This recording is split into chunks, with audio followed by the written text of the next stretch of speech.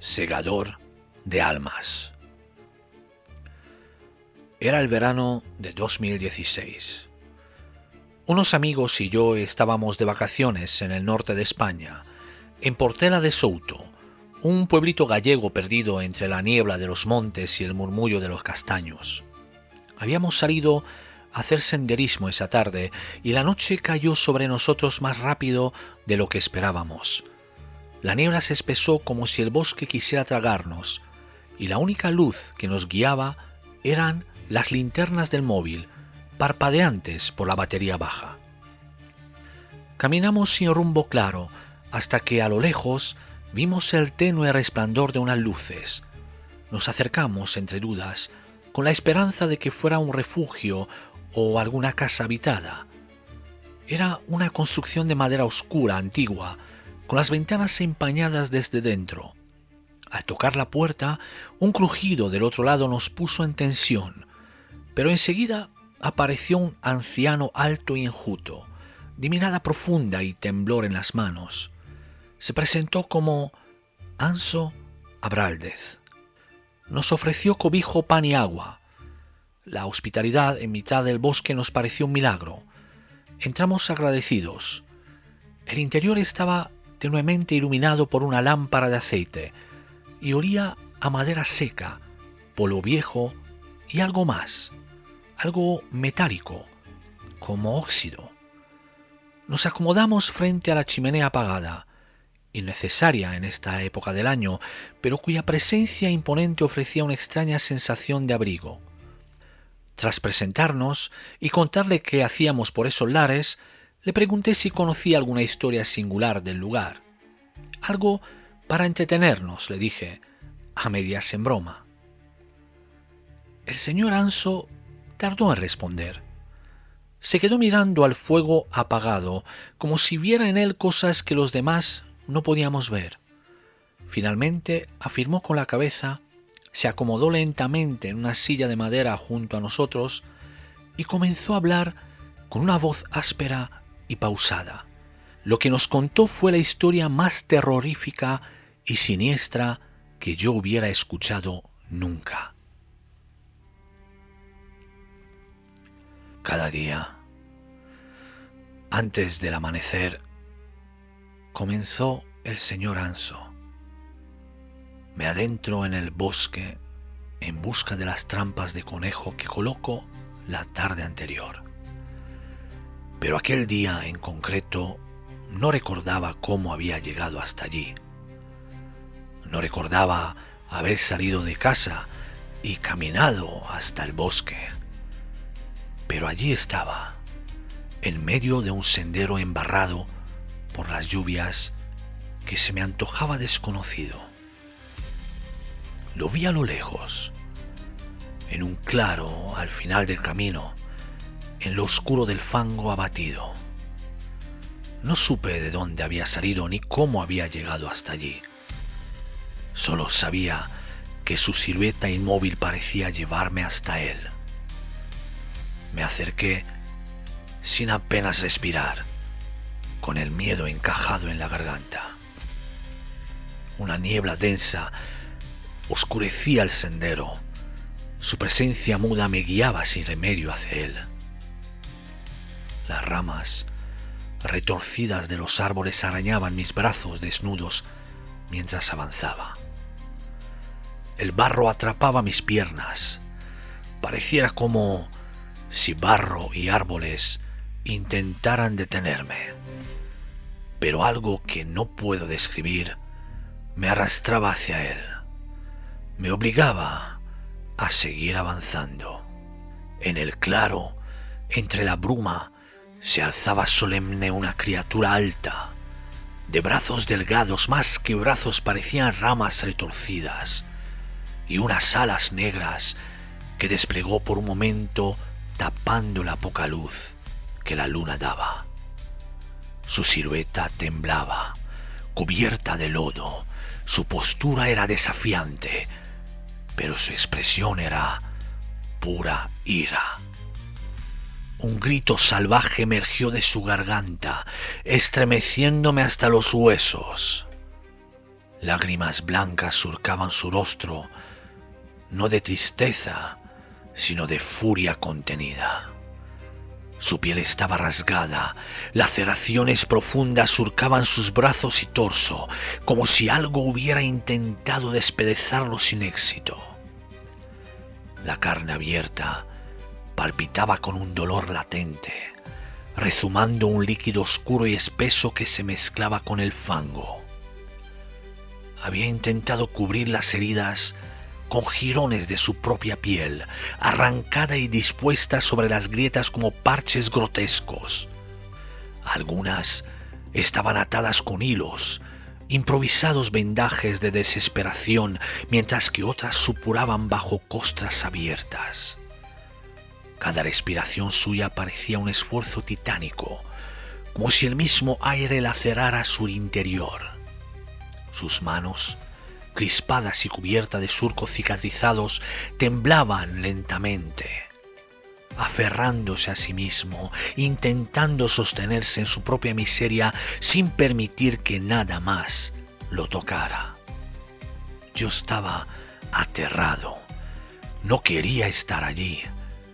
Di un paso atrás, una rama seca crujió bajo mi pie. Un escalofrío me recorrió la espalda mientras la angustia me hacía morderme los labios hasta sangrar. Quería huir. El crujido rompió el silencio como un disparo. La criatura se giró de golpe hacia mí. Volvió a abrir sus alas imponentes y husmeó el aire buscándome. Las cuencas de los ojos las tenía vacías, pero aún sin verme, sabía que yo estaba allí. Sonrió travieso, como si hubiera estado esperándome todo este tiempo. Algo en su rostro me resultó familiar. Bajo la mugre y las sombras había algo que reconocía, algo imposible de ignorar. Enderezó la postura y dio un paso hacia mí. Mi corazón latía con fuerza. Yo no podía moverme, el miedo me tenía paralizado. Acercó su rostro al mío. Por un momento pensé que era el final. Entonces lo entendí. Había encontrado lo que me acechaba en la oscuridad, en mis noches insomnes.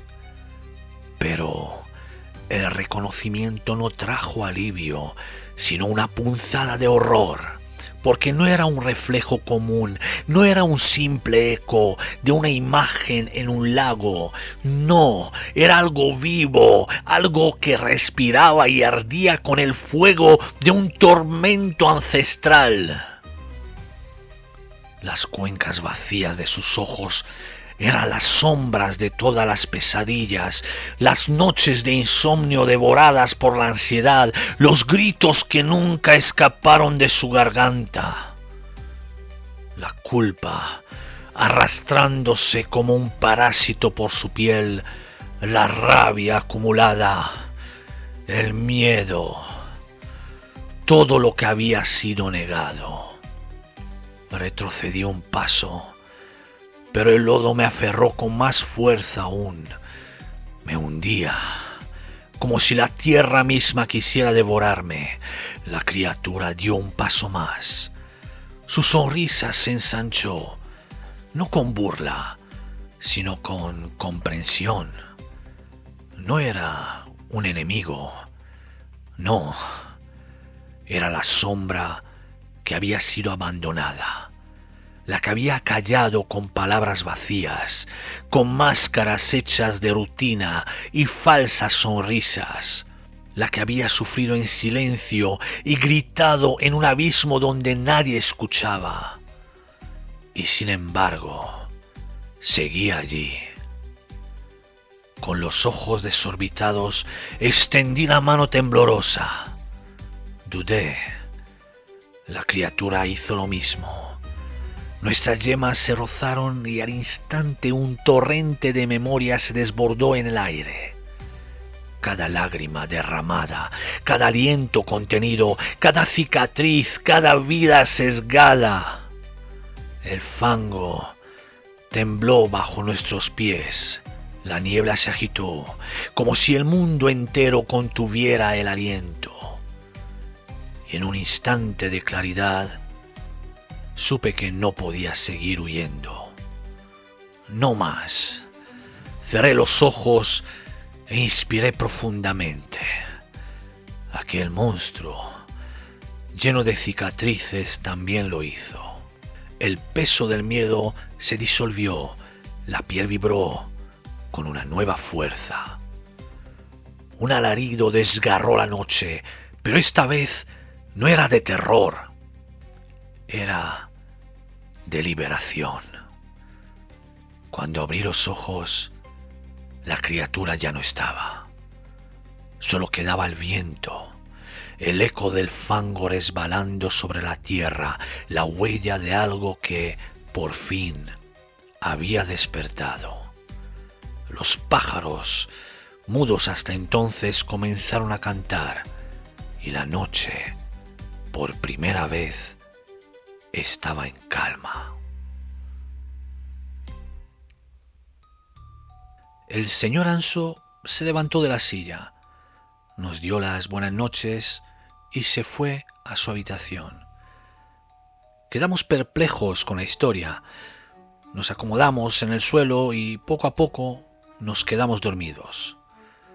Con el sol ya despuntando entre las montañas nos despertamos. El señor Anso no estaba en la casa.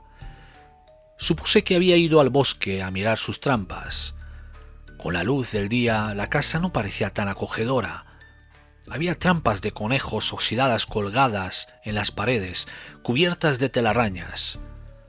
Faltaban lamas del suelo y las que quedaban estaban rotas. La ventana tenía el cristal roto y lo que quedaba de la cortina apenas se sujetaba con un hilo. En la chimenea faltaban ladrillos y estaba llena de polvo y hollín. A decir verdad, pareciera que allí no había vivido nadie por años. Me acerqué a la habitación del señor Anso y allí vi una foto vieja del anciano, en un claro del bosque, con uniforme militar.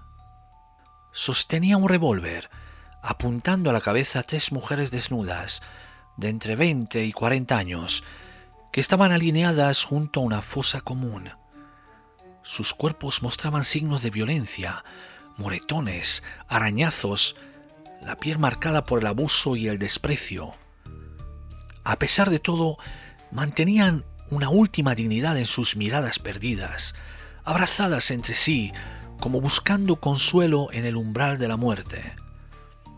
El rostro del joven Anso, congelado en la imagen, mostraba una expresión desconcertante, una mezcla inquietante entre orgullo y remordimiento, entre la frialdad del ejecutor y el rastro del tormento, como si el deber cumplido pesara más que la conciencia, como si supiera que aquel momento lo perseguiría por el resto de su vida.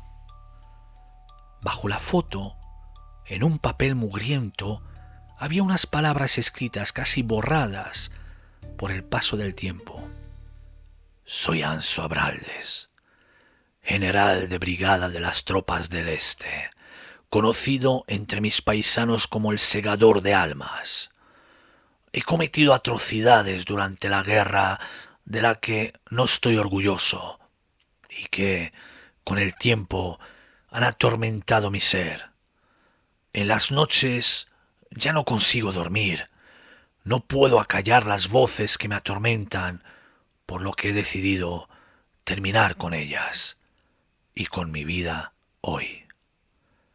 Anso Abraldez, en Portela de Souto, a 10 de marzo de 1943. Si te atrapan las historias que erizan la piel y desafían la razón, suscríbete para no perderte ninguna de mis publicaciones, compártelas para que más personas descubran relatos que resuenan en la penumbra, porque la bestia bajo la piel nunca muere, solo aprende a matarte lentamente. ¿Y tú? ¿Qué monstruo escondes en el armario? Hasta la próxima, queridos insomnes.